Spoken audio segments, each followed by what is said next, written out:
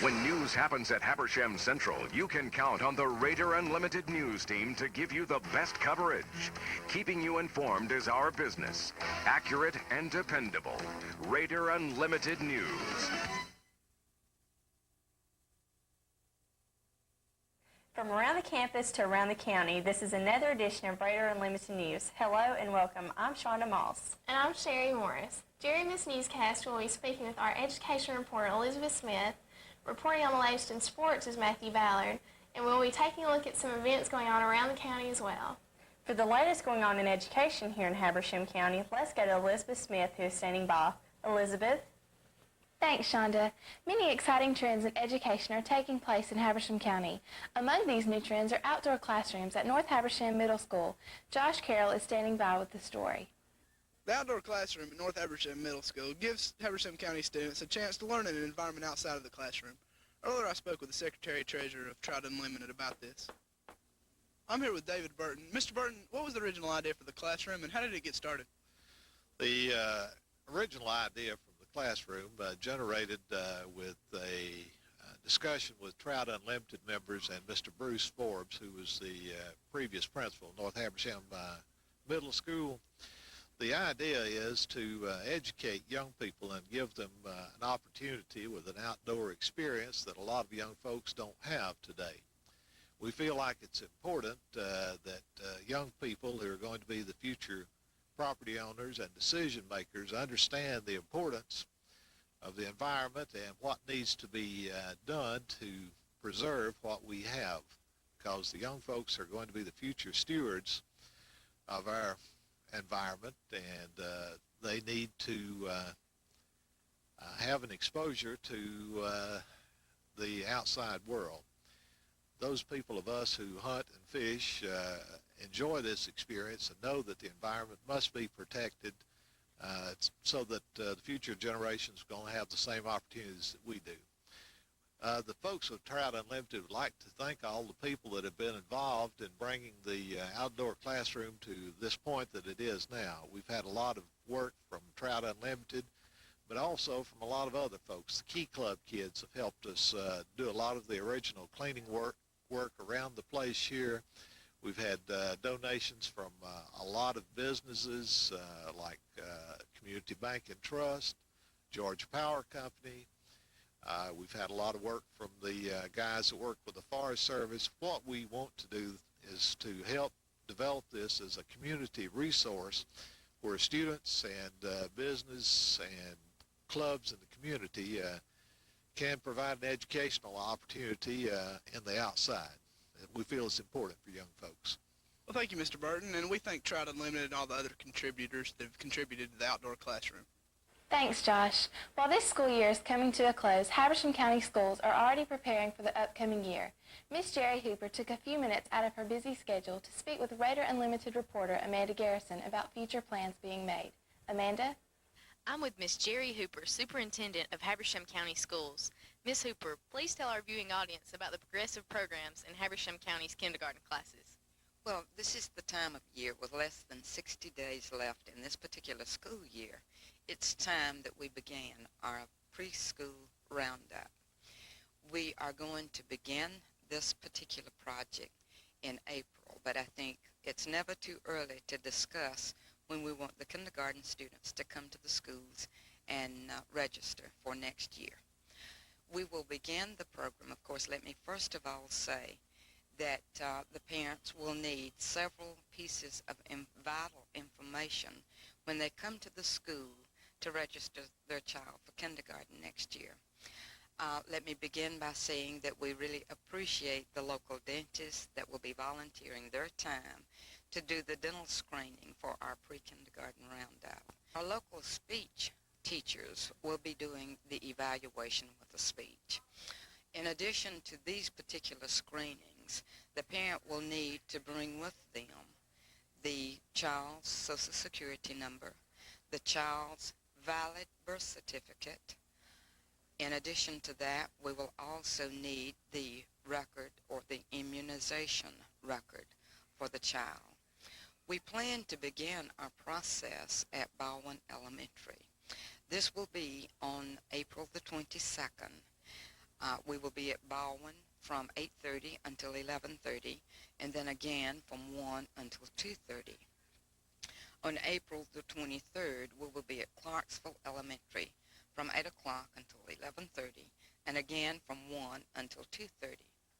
On April the 29th, we will be at Demorest Elementary from 8 until 11:30 a.m., and then again from 1 until 2:30 p.m. On May the 1st, we will be at Cornelia number 2. This is the building of Cornelia Elementary on Elrod Street. We will be there from 8 until 11:30 in the morning, and then again from 1 until 2:30 p.m. On May the 6th, we will be at Fairview Elementary from 8 until 11:30. On May the 8th, we will be at Hazel Grove from 1 until 3:30, and at Woodville in the morning from 8 until 11:30 a.m. This is a very exciting time for us, and of course, any student within the system who has been registered with the Habersham County Public School System does not have to register again for first grade. All those students who have not been students within the system this year will need to come to the school within their district and register for first grade for next year. It's an exciting time. I always enjoy seeing the new students, and let me say up front, this year kindergarten is our largest class. We have a total of 460 students enrolled in our kindergarten program this year. So we really are anticipating more than 460 for next year. So we are growing by leaps and bounds, and I think that at the elementary level in particular. So we're excited. This is a time that we really get excited for the new children that will be students in the Habersham County School, and with all of the opportunities that we afford them from kindergarten on, I know that we are going to have an exciting educational route in the journey of their life. Thank you, Ms. Hooper. I feel very fortunate to be a student in Habersham County Schools, and also I appreciate all that's being done to ensure that we get a quality education. Thank you.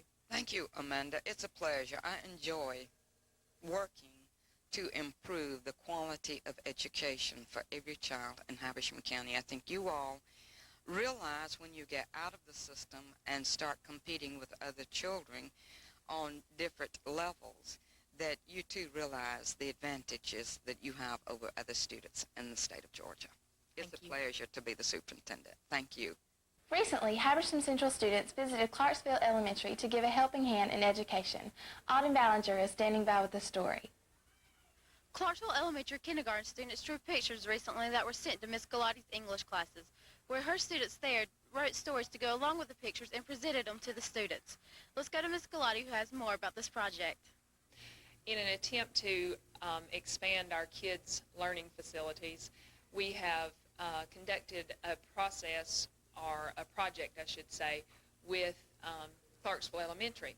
The first grade and the second grade, Ms. McMillan's class and Ms. Giesler's class, drew pictures for my 11th grade English students, and then my students wrote stories for these children.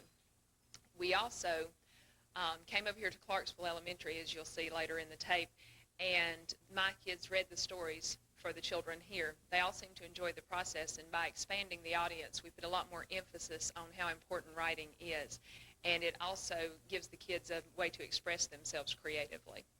Thanks for that story, Autumn. Our last story in the education segment comes from Habersham Central. Let's go to Jennifer Kinsey to find out the latest. While the students of Habersham Central count down the days to the end of the school year, the administration is working hard to prepare for the next. For the upcoming seniors, juniors, sophomores, and freshmen, school registration will be a little different from past years. Earlier, I spoke with Habersham Central Principal Linda Dove. We are going to do it a little differently this year, and I think it's going to be better.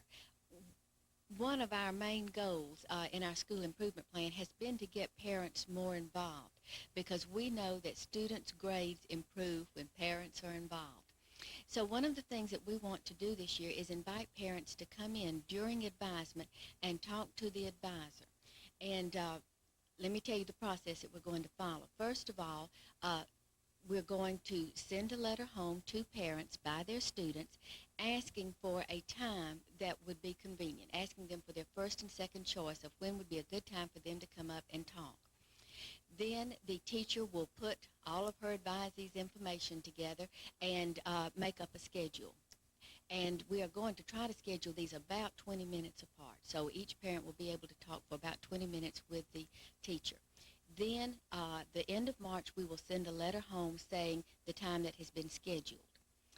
Then, April 9th, 10th, and 11th are the 3 days that we're setting aside to have advisement. And there are 3 things that will be done in advisement on that day. First of all, you will pick up the third 9 weeks report card. We're not going to do it like we've been doing where the parents just come in and walk around and see teachers. They will pick up the 9 weeks report card from the advisor. They will look at the classes that their student has registered for next year, and if they have any questions, now's the time to ask. If they approve of the schedule, they'll sign off on it. And then the third thing that we want them to do is look at the 4-year plan of study and see what courses the student signed up for over the 4-year plan. Look at whether they're going to be in the vocational or whether they'll be in the college prep track, and again ask questions and make sure that we're on the right track. And that's basically will be the meeting. And so we hope that it will be rewarding to the parents. We'll get them updated on what their child is doing. And I do want to say that we are going to hold off on registering students until the parent comes in. So if the time that we send is not convenient, we hope that the parent will call the advisor and they will set up a different time to come in. So we'll have a couple of weeks that we'll be working on this, but we do want parents to come in. And like I said, the student schedule will be held until we're at least able to talk to the parents. Reporting for Radar Unlimited News, I'm Jennifer Kimsey. It sounds as if students are really busy here in the county. Thank you. While many activities are taking place in the schools, there is some action going on around the county as well. That's right, Sherri. Recently, Cornelia United Methodist Church was given the opportunity to reach out to the community by broadcasting their church services live on Sunday mornings. Daniel Stafford has the story. I'm Daniel Stafford, reporting to you from Cornelia United Methodist Church, where if you tune in on this very channel on Sunday mornings, you can see our county's first live church broadcast. Earlier this morning, I spoke with Reverend Phillips, the preacher here at the church, for some info about this exciting new venture. It all started back in November when Teleview indicated that they were interested in televising a local church's TV service. And our Board of Trustees, under the leadership of Lewis Cody, decided that we were interested, and Teleview accepted our offer, and we think that we have class art equipment. And we're just excited about the opportunity of presenting this ministry to the community every Sunday. And we would hope that in doing so that we can reach those who are unchurched in the first place, because our mission is to make disciples of all men. And then second, we consider it a ministry to the shut-ins. Many of our shut-ins say that they feel like they are right here with us while they're watching the service. And then we all get sick from time to time, and it's nice to know that if we don't feel like coming to church, that we can watch our service on TV. Thank you, Daniel, for that story. The ministry from Cornelia United Methodist keeps many shut-ins in our community in touch. Habersham Home also has programs which keep numbers of our senior citizens in touch. Catherine Taylor covered the story. Mrs. Williamson, the residents at Habersham Home have many opportunities to be active. Could you tell us about some of these activities? Well, in the month of March, we have a lot going on. On the 17th, of course, which is St. Patrick's Day, we will be having a St. Patrick's Day party. Then on the 22nd of March, we will be having our 20th annual Miss Habersham Home pageant, and we have 8 of our lovely ladies that will be participating in the pageant.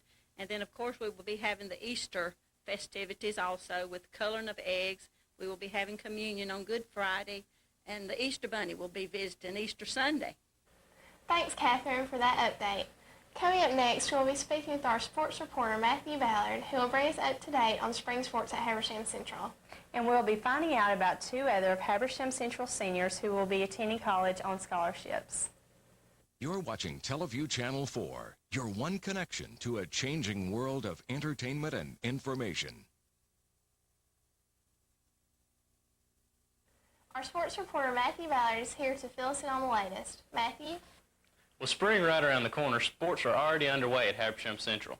The Raider baseball team has already begun to dominate the field with their championship over Rayburn, Union, and White counties in the tournament held at Central on March 6th, 7th, and 8th. Raider Unlimited was at the field to catch the action in those exciting games. Seal Hood is standing by with more. Thanks, Matt. The varsity baseball team has gotten their season underway by claiming the championship title in the Habersham Invitational Tournament. Earlier today, I had the opportunity to talk with two of the senior varsity baseball players, Corey Strange and Jake York. I'm with two of Habersham Central varsity baseball players, Corey Strange and Jake York, who are senior members of the team and also team captains along with Brandon Bronner. Jake, as one of the team captains, what is your role in the team? Well, as a team captain and as also a senior, we try to bring in the juniors and show them how we do things on the varsity, try to help them out, also try to make the team keep their hopes high and stuff when things get rough, and just hope that we can come out and keep playing hard and just try to keep everybody up spiritually as much physically as anything. Corey, what are your expectations for the upcoming season?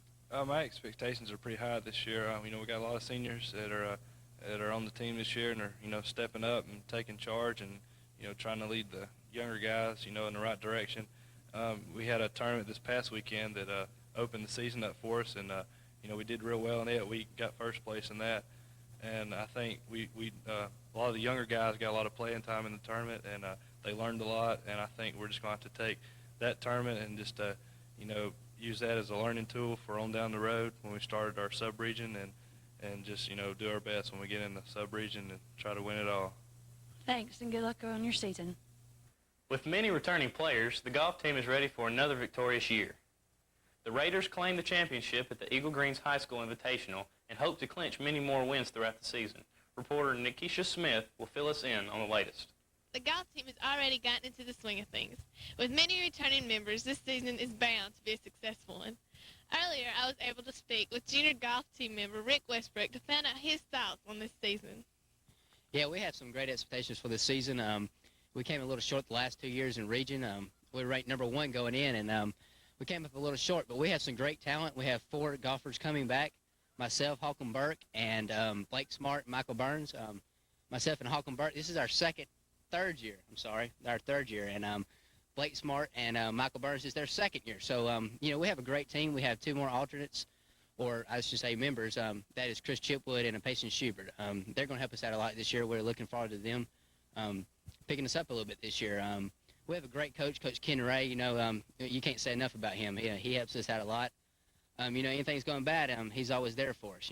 We have some great support, Hollywood Hills and the Orchard, Vince Young and Chris Black. They help us out a lot. But, we're looking forward to it. We have some great members, and this year in region, we're going in, and hopefully we'll do good.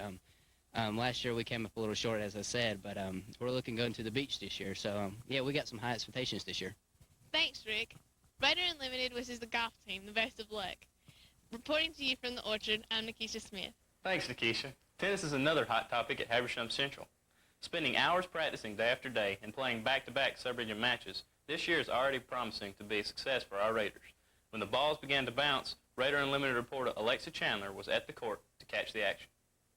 On Thursday, March the 6th, the Raider tennis team opened the 97 spring season against the Central Gwinnett Black Knights.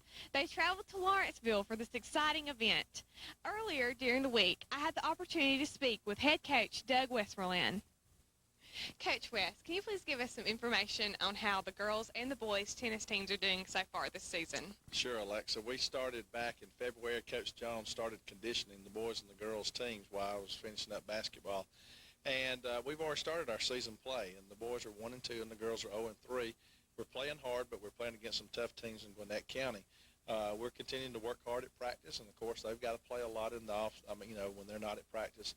So we're expecting to improve and get better, and we've got a big tournament coming up this weekend at Nearland in Gainesville, and we've got some juniors and seniors and ninth graders and 10th graders. We've got them all playing at different locations, and we're excited about it, and all the players are really excited. So this is a great sport, and it's a fun time of the year. It's warm, and we're having good weather. And, we're going to improve and do better. So we're excited, and I think things are going pretty good. Well, good luck. I'm here with Coach Jones, too. Coach Jones, will you please give us some information on the junior varsity team? The junior varsity team is off to an exciting start so far this season. We have played 2 matches against Clark Central. The boys have won both times by scores of 5-0. The girls are 1-1 against them. This is the first year we've beaten Clark in junior varsity, so we're excited about the success we're having there and the fact that the program seems to be going in the right direction. We've got 2 or 3 more matches this season, plus a few of them. Also, we'll play at Lanier Land this weekend with the varsity. So it's an exciting season for them. They're working hard, just like the varsity. They don't get to practice many days, but they're making good use of their time.